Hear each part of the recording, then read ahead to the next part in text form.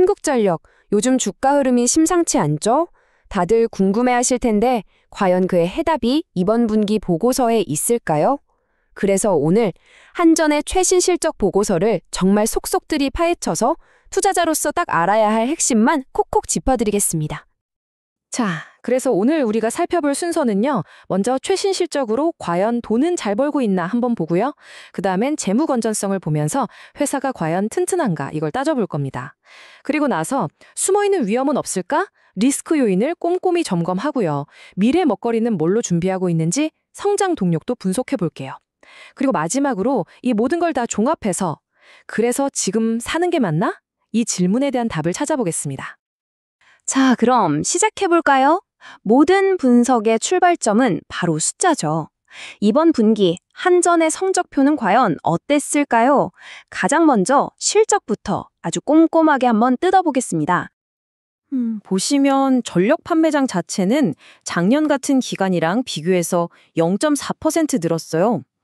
사실 이건 뭐 거의 현상 유지, 제자리 걸음이라고 봐야겠죠. 이게 뭘 의미하냐면 전력 수요가 막 폭발적으로 늘지도 그렇다고 확 줄지도 않는 아주 안정적인 상태라는 뜻입니다. 그러면 수익성은 대체 어디서 갈렸을까요? 그러니까요. 매출이 이 정도로 거의 변화가 없다면 결국 이익을 결정하는 건 딱 하나, 바로 비용입니다. 돈을 얼마나 썼느냐, 이 문제죠. 진짜 중요한 이야기는 바로 여기에 숨어 있습니다. 바로 이겁니다. 이게 바로 한전투자의 핵심 딜레마라고 할 수 있어요. 회사의 수익성이 자체적인 노력도 중요하겠지만 그것보다는 우리 힘으로 어쩔 수 없는 국제 유연탄 가격이나 LNG 가격에 따라서 그냥 롤러코스터를 타는 구조라는 거죠. 어떻게 보면 한전은 그냥 거대한 연료비 중개선 같은 느낌이에요. 이 구조를 정확히 이해하는 게 한전투자의 진짜 첫걸음입니다. 자, 이렇게 수익 변동성이 크다는 건 결국 회사의 재무 구조 안정성을 위협할 수밖에 없겠죠. 그래서 이제 한전의 재무 상태표를 한번 열어보겠습니다. 회사의 뼈대가 얼마나 튼튼한지, 그리고 진짜 중요한 현금은 어떻게 돌고 있는지 아주 깊숙이 들여다보죠. 한전 재무제표를 얘기할 때 절대로 빼놓을 수 없는 단어가 있습니다. 바로 부채. 이건 그냥 거대한 족쇄라고 할 수 있어요. 이게 단순히 잠깐 어렵고 많은 그런 문제가 아니라 몇 년째 회사의 발목을 제대로 잡고 있는 아주 구조적인 문제입니다.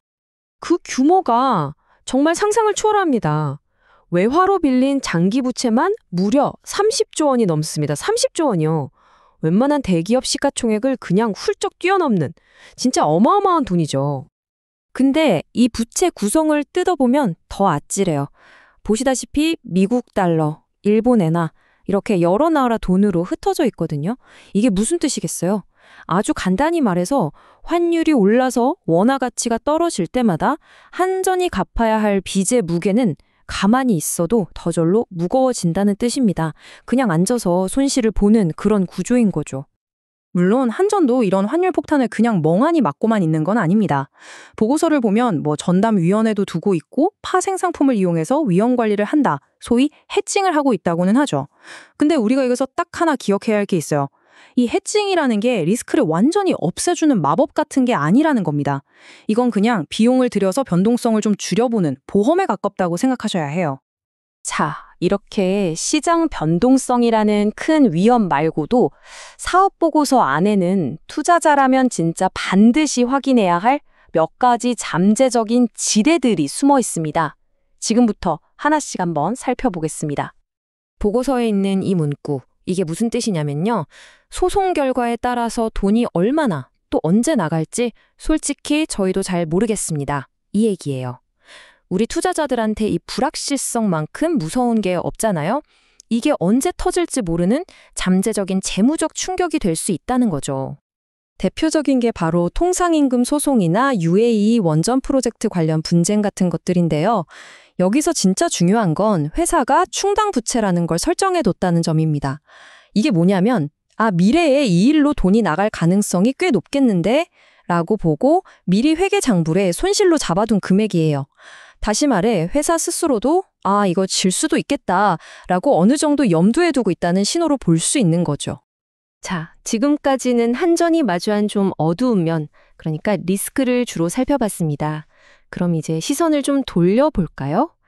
이런 역풍을 뚫고 앞으로 나아갈 한전의 성장 엔진은 과연 무엇인지, 미래의 기회는 어디에 있는지 한번 들여다보겠습니다.